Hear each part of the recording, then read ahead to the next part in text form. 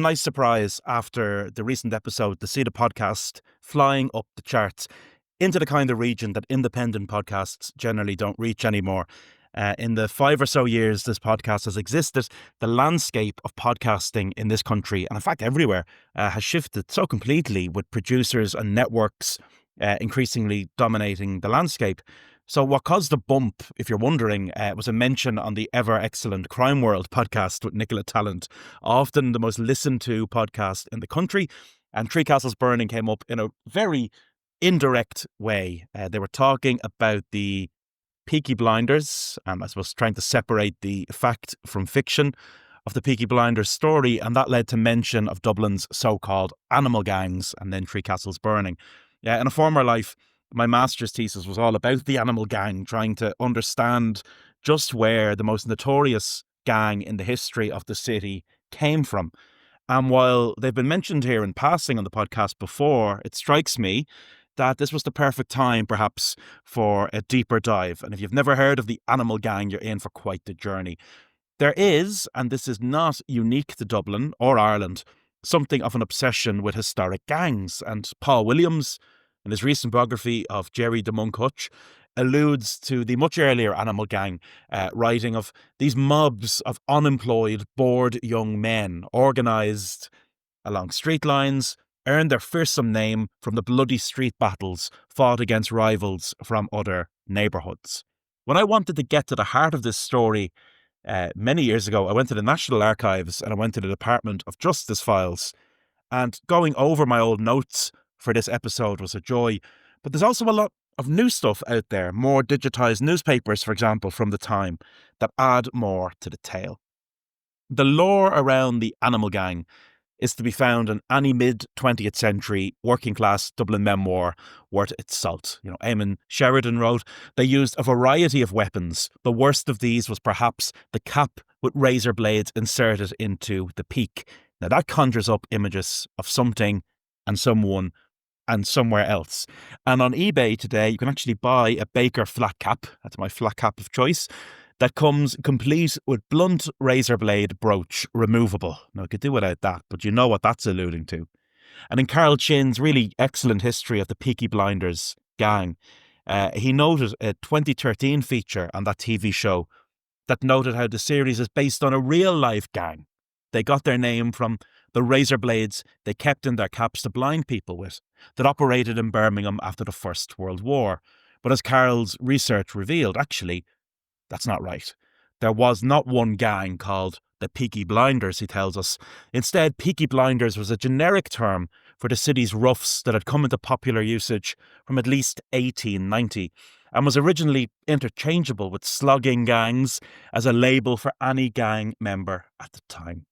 So in much the same way as Peaky Blinders became a one-size-fits-all for Birmingham gangs of a certain vintage, animal gang, as we'll learn today, would be liberally applied to gangs in the Dublin of the 30s, 40s and just about into the early 1950s.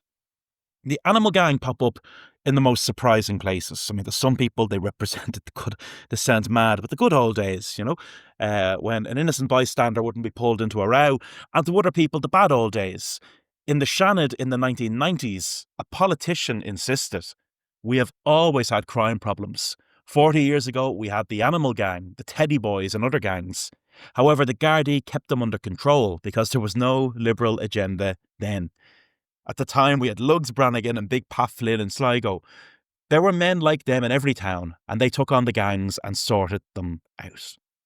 Another curious similarity is on the question of politics, where politics and gang violence meet.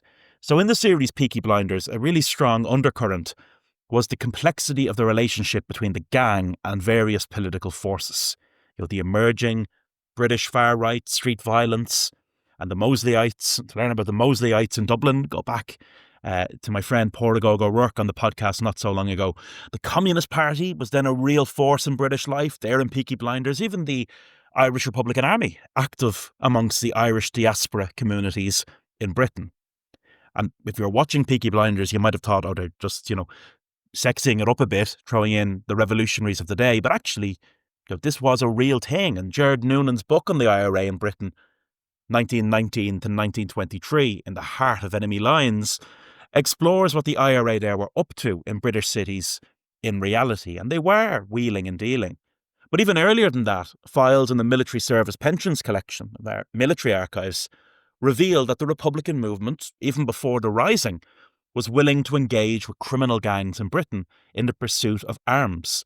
In one file, we read of how Republican gunrunners, this just sounds like it's made for TV, set up a picture frame shop in the London Docklands as a front to dump and collect arms. The political dimensions of the animal gang story are very, very different from the political dimensions of the Peaky Blinders. Instead, we see a gang that Republicans believed operated in tandem with the violent right wing of street politics in attacking Republicans and left-wing organisations. And the term animal gang, to those who were on the wrong side of an attacking mob in Dublin, I think it came to mean a hostile mob. So who exactly or what exactly were the animal gangs? How much of this story is fact and how much of it is folklore? What kind of weapons were they actually using? Let's find out together. Before we get into all of this, thank you to all listeners of the podcast as ever. A special thank you to those who support it on Patreon at patreon.com/Three Castles Burning. You are the people who keep the podcast free of advertisements and independent. Support the media you want to see in the world. It's a little bit of time for a live show this Saturday in St. Patrick's Cathedral, part of Culture Date with Dublin 8. Stephen James Smith and Gary Yates and others on what's a really, really brilliant packed bill. But for now, it's the story of the animals.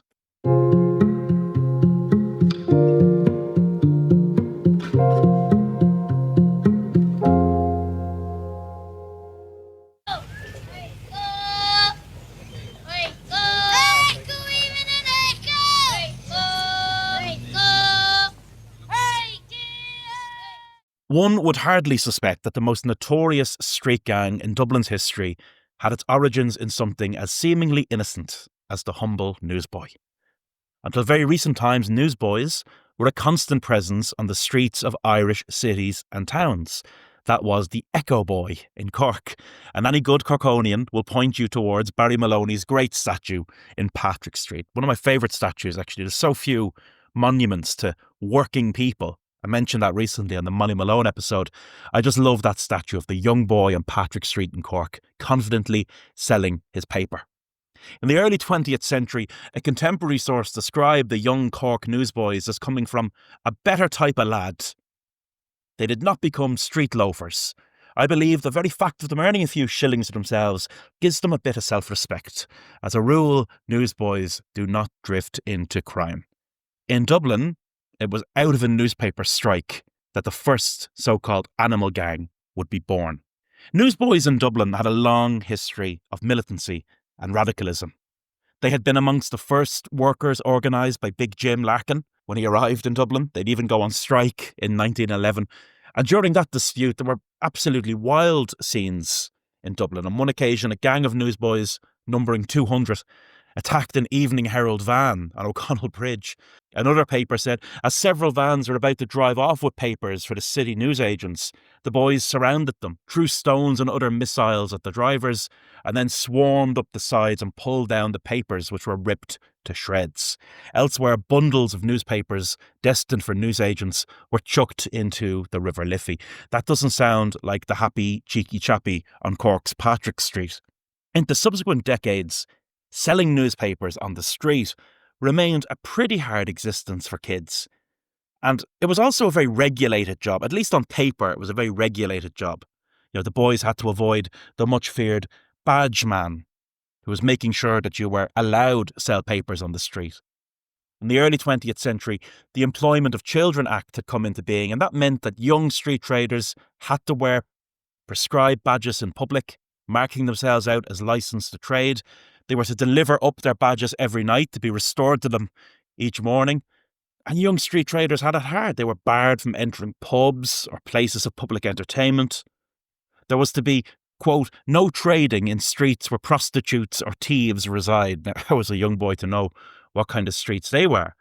And one former newsboy speaking to Terry Fagan of the North Inner City Folklore Project about the experience of selling newspapers on the streets of Dublin in the 1930s and 40s remembered the sight of the dreaded badge man would be met by a shout of warning, and then away we would go like the hammers of hell, through the streets and he after us on his big black bike, pedalling like mad, trying to catch us.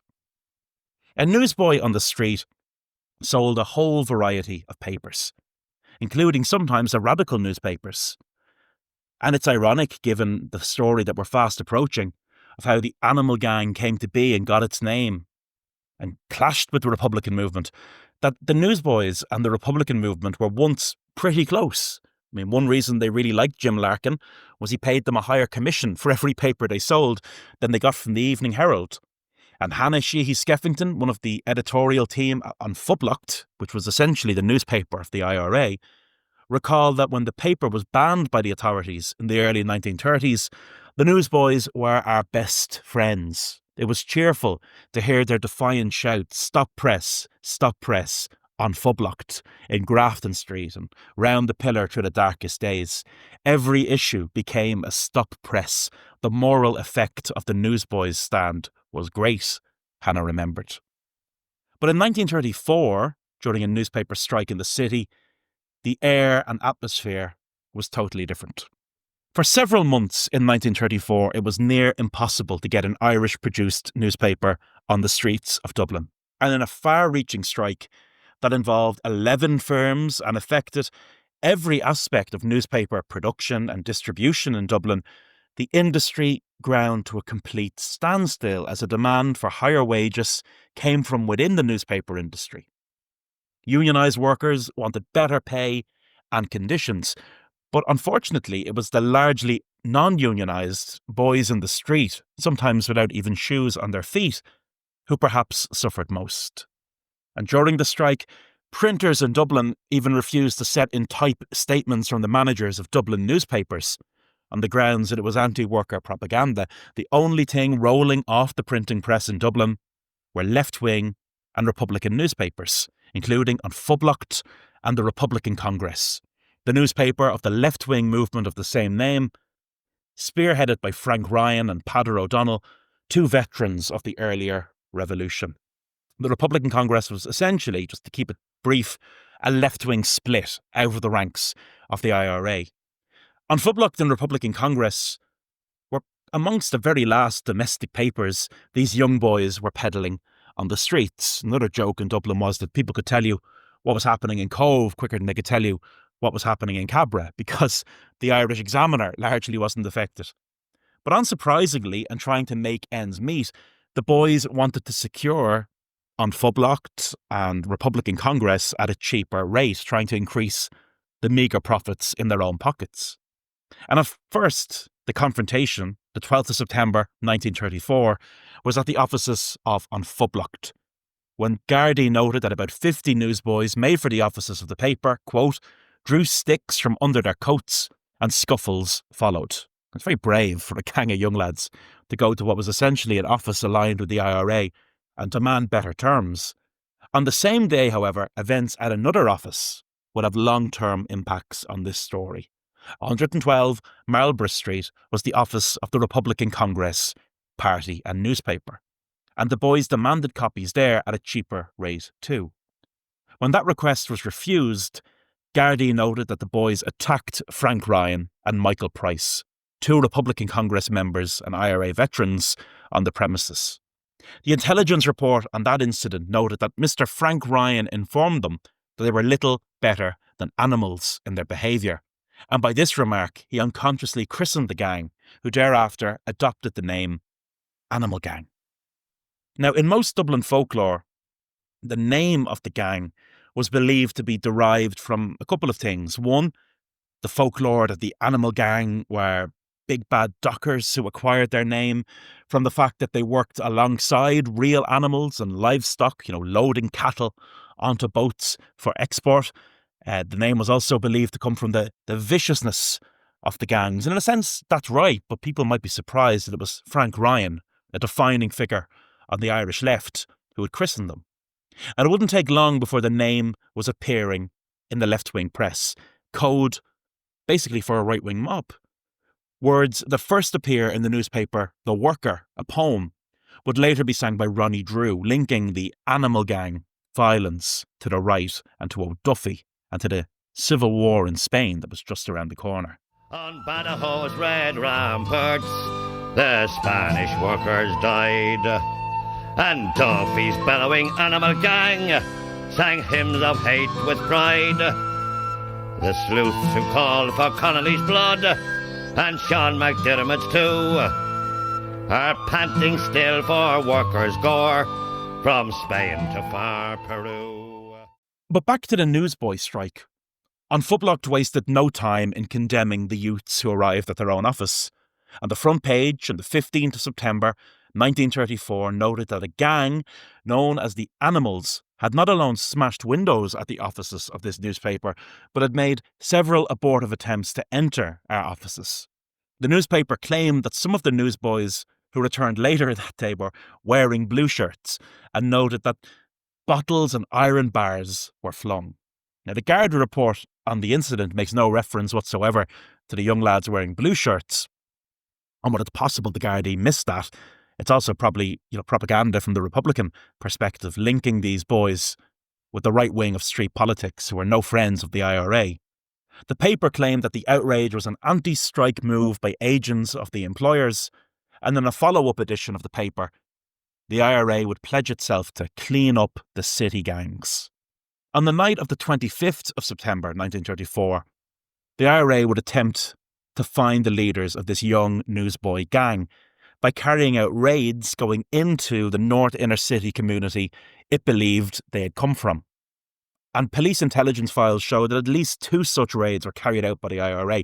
The first involved an armed hold-up at the RD Hall on Talbot Street, which Gardaí believed to be the outcome of recent friction between the newsboys and members of the IRA concerning the distribution of Unfublocked. This club was a popular meeting place for inner-city newsboys, and the IRA sought out 2 men there named Macaulay and Lawless, who they blamed for the recent attack. The Hall, according to one report, was not a registered club, and Gardaí believed that as far as they knew, these 2 were the leaders of the newsboys who clashed with the IRA in Frederick Lane. The Unfublocked reporting on these raids was sensationalist. Of course it was. It was designed, I suppose, to scare the youngsters off. Men armed with revolvers, it said, had taken possession of RD Hall, which it described as the Animals' hideout. The paper warned that more exciting incidents are likely to happen should Animal Gang activities continue. But, perfect timing, only 2 days after this showdown and threat, the newspaper strike of 1934 came to an end. And Gardaí believed that at least the principal cause of conflict between the news vendors and the proprietors of Unfublocked has been removed, and future conflict is unlikely. As far as the guards were concerned, there hadn't really been a political motivation to the boys attacking Unfublocked's offices or the Republican Congress. The members of the gang, a Garda wrote, are hooligans, pure and simple. But very quickly, the youngsters who had banded together as newsboys seeking to put it up to newspaper proprietors were moving on to other targets, mostly other young people. The first appearance of the term Animal Gang in the mainstream press, aside from the Dublin newspaper strike, is in the Cork Examiner, where they wrote that as a result of the activity of what is being called the Animal Gang, 5 youths had been arrested and upwards of 18 people had been treated in hospital for ugly wounds inflicted by weapons or sharp instruments. Now, Gardaí thought that report was pretty highly exaggerated, but there was some truth in it. 5 young men were arrested as a result of street violence in Dublin. And they came from Foley Street, Corporation Buildings, Railway Street, all that area around what was historically called Monto, just off Talbot Street, where the IRA raid had happened. It was clear that this so-called Animal Gang had their base around Corporation Buildings and Foley Street in the north inner city, an area that was long scarred by poverty. It was noted in the Irish Independent that these buildings had become notorious, and a district judge remarked in the courts that the buildings seem to be occupied by people who have little or no regard either for law or the basic principles of Christianity. That shows, I think, a poor understanding of crime. Throughout September and October, more and more Animal Gang cases were emerging in the national media. Several young people were imprisoned for their role in so-called animal gang violence, and there didn't appear to be any political significance to these attacks. John Ryan, who was attacked on Henry Street, claimed that the youths who attacked and robbed him claimed to be from the animal gang. And on the 13th of October, Macaulay, who the IRA had gone after earlier, was arrested at home. Newspapers reported that his father shouted at Gardaí, "You will not take my son," although he's the leader of the animal gang. And in the scuffle that followed, one Garda was hospitalised and Macaulay's parents themselves were arrested. Another great line from a judge who said, "I was informed by charitable organisations that corporation buildings should never have been built." But what about the animal gang and politics? Peadar O'Donnell made the claim in 1937 in his work Salud, An Irishman in Spain, wonderful book, around the Spanish Civil War at the time when the drama was all playing out. He said that the animal gang were made up of very fine fighting material from the slum basements and were what he called the most effective of the terrorist gangs who ruled there. O'Donnell wrote of how the animal gang had been mobilised, he claimed, in an inner city hall, and were told by a young woman that the fight in Spain was only a preliminary to a war against religion in Ireland. The churches in Dublin would be the first to suffer. Now, I haven't been able to find an account of that meeting in a hall in state intelligence files. Rosamund Jacob, a Republican socialist activist in the city, claimed to have received a letter in the post in May 1936, which warned her that, quote, "You would want to be very careful what you say, as you are a marked man. Beware of yourself, the animal gang." But the left had a really tough time of it on the street in the 1930s. And this was happening even before the newsboy strike or the term animal gang pops up in the papers or state intelligence files. In 1933, a crowd besieged Connolly House, the headquarters of the revolutionary workers' groups of the Communist Party, on Great Strand Street, just off Capel Street. One of those who attacked Connolly House that night, a young Northsider called Bob Doyle, would soon become a left-wing activist himself, going on to fight in the Spanish Civil War. What a transformation that was. Every bullet that I would fire would be a bullet against the Dublin capitalist class and the slum landlords. And Bob would remember a gang he knew. In his memoir, he talked about the animal gang, who were made up not of criminals, but they were toughs and used bicycle chains. These were times of bitter political violence on the street. It's hard to believe some of the accounts of the violence that went down in Dublin. Easter 1936, a left-wing contingent on an Easter Rising commemoration parade was repeatedly attacked as they made their way through the streets. One of those who survived the attack later wrote, "I had to fight for 3 kilometres against the Catholic actionists who attacked us on the streets as we marched to honour the memory of the Republican dead who fell in Easter week 1916. The pious hooligans came inside the cemetery and tore up the grave rails to attack us." And while the left had a tendency to blame the so-called animal gang for any attacks on it by mobs, I think the political atmosphere of the time was such that the attackers were often much broader than that. Animal gang has become an almost one-size-fits-all labelling for those who engaged in anti-left-wing violence. But going into subsequent times, the picture's a little bit clearer. You know, in a post-Spanish Civil War society, there were still animal gangs, though no longer were they seen as a political issue, but a social one. In fact, there really is no reference of politics in Garda reports on animal gangs in the late 30s and 40s. And as Kevin Kearns has noted, the oral historian of Dublin, the later animal gangs were perceived to be involved in mercenary money lending and outright extortion of shop owners. It would appear that the media and Garda frenzy around the clashes of young newsboys and Republicans and youth-on-youth violence in 1934 gave birth to a term that would enter Dublin lingo for decades to come. That's interesting parallels there with crime in more recent times. The term became fluid and could apply really to any violent gangs. And if folk memory recalls the animal gangs of the 30s as the enemies and the bullies of the left on the streets, the 1940s changed all of that. Into the picture enters Lugs Brannigan. No, I wouldn't say I was ever frightened. Now and again when you'd go into a row, you'd be a wee bit nervous until you get going. But I was never frightened. You wouldn't dare call him Lugs to his face, of course, but Garda Jim Brannigan is a defining figure in the story of gang violence in 1940s Dublin.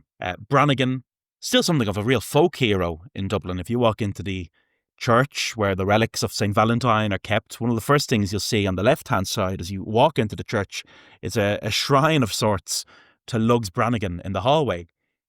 Brannigan was the Leinster heavyweight champion boxer of 1937, and he worked from Kevin Street and would rapidly make a name for himself for his hands-on approach to gang violence in the city. Now, hands-on is, of course, a nicer way of saying very, very physical. And he would later recall that he was able to approach the animals, search them, and talk down to them without being assaulted or subjected to verbal abuse. Other gangs would emerge throughout the late 30s with titles like the Tigers and the Hawk's Nest Gang. But the police now believe that these gangs are motivated by the same old things that have always motivated and fueled gang violence, which is money, connected to bookies and serving as enforcers. The animal gang members that are appearing in court in the late 30s and early 40s, unlike the newsboys of 1934, they're not as young. And the shock in the city in 1939, it's front page news, when a guard is attacked outside of the Olympia Theatre by a number of young men, and they are men now, leading to his hospitalisation.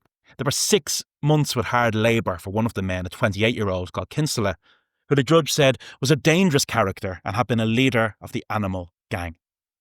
But 2 showdowns between these gangs in the early 1940s shocked the city, displacing the Second World War from the front of Dublin newspapers and really adding to the mystique and the legend of Lugs Brannigan. Even 3 decades later, in the 1970s, one of these events, the so-called Battle of Baldoyle, was given a full page in the Evening Herald, with Brannigan giving his account of that day. I knew there was a rumble on. The streets had been quiet when I came on duty. But when I saw crowds of men gathering at street corners all around my beat, at Ash Street, Francis Street and Mead Street, I sensed we were in for a rough day. I recognised them all, and they were villains, many of whom had connections with the Coombe animal gang. But I was determined there would be no trouble in my area. Lugs recalled an elderly local woman, always a reliable source of news from the street, telling him, "They're going to have a ball at the races and somebody is going to be killed." It was the day of the Baldoyle races, he discovered, and inner city Gardaí alerted their colleagues there. The Battle of Baldoyle, Lugs noted, took place over the hedging of a bet with a South City bookmaker by a colleague on the north side. And as he told it, corrupt bookmakers who abounded in the city at the time always brought with them muscle men to ensure that the hedged bet was not rejected. A Southside bookies, in other words, was carrying out an act of vengeance on a Northside bookies at the Baldoyle races. We get accounts of what happened at Baldoyle from the courts, of course.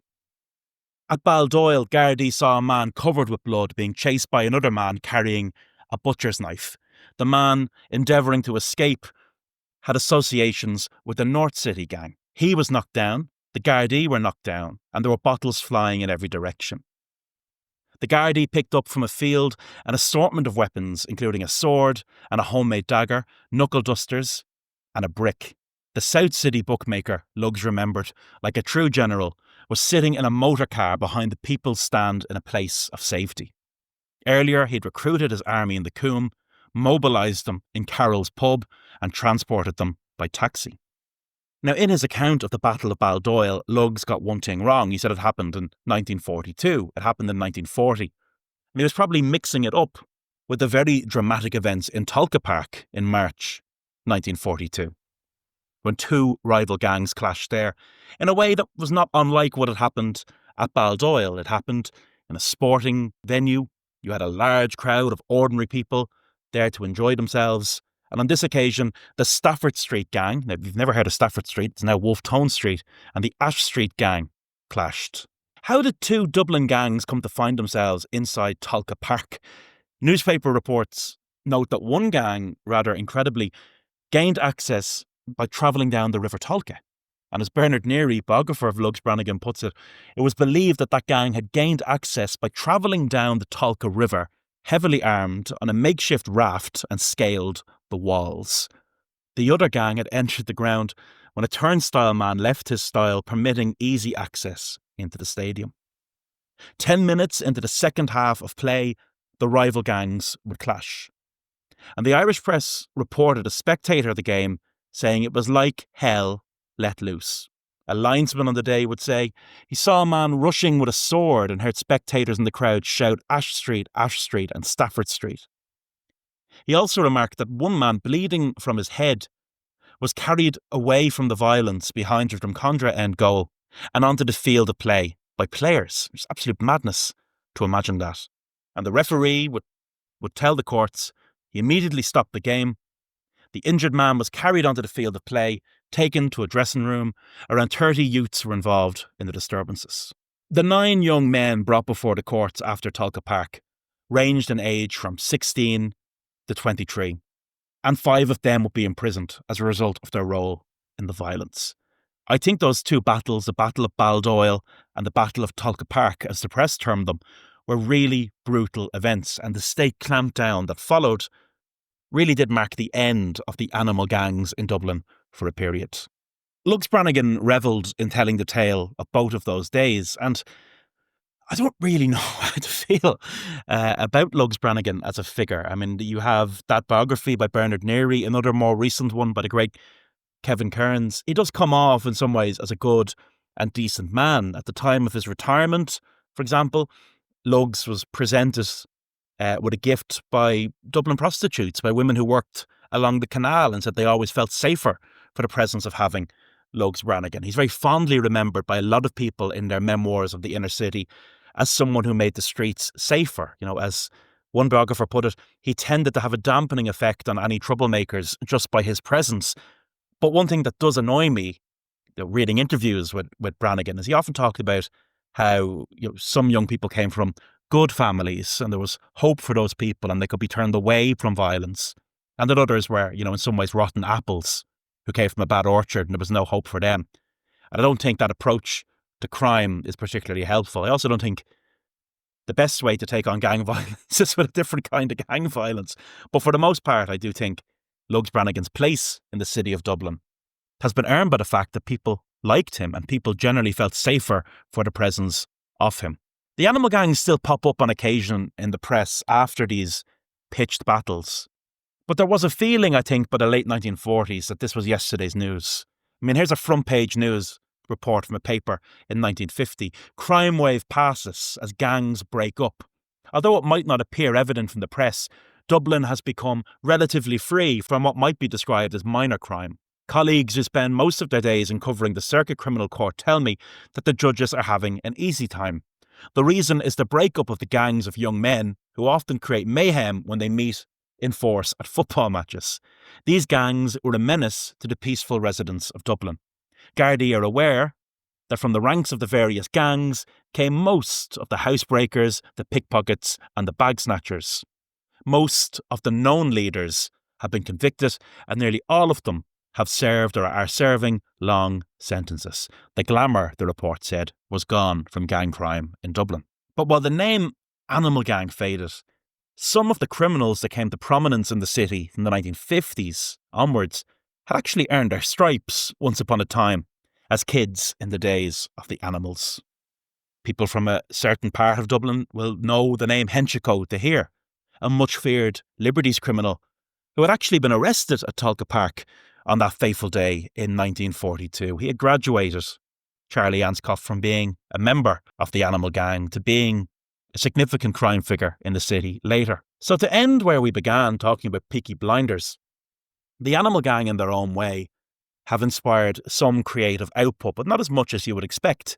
And the 1972 play Hatchet, which was a runaway success, performed in the Peacock Theatre, brilliant play Hatchet, told the story of a fictional Hatchet Bailey, but made reference to the gang and the memory of the gang.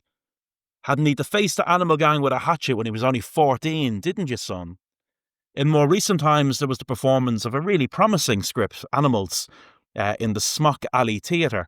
It put the animal gang in the 1930s and brilliantly positioned them against broader social issues of the day, like the housing crisis of the time and anti-communism. And the Dublin band Trouble Pilgrims, who emerged from the radiators from space, have written Animal Gang Blues, which touches on both the much-feared Henchico and Lugs Brannigan.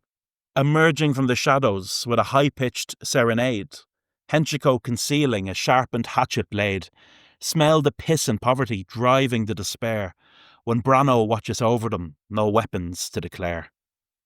Still, it would seem the gangs we're more interested in seeing on screen in this country are considerably more modern, and while Peaky Blinders is a distinctly British programme that appeals to something there, maybe Love, Hate, Kin and the like says much about the kind of crime we're interested. And by the way, maybe the best-selling non-fiction book chart say something about the kind of crime we're interested in hearing about in this country.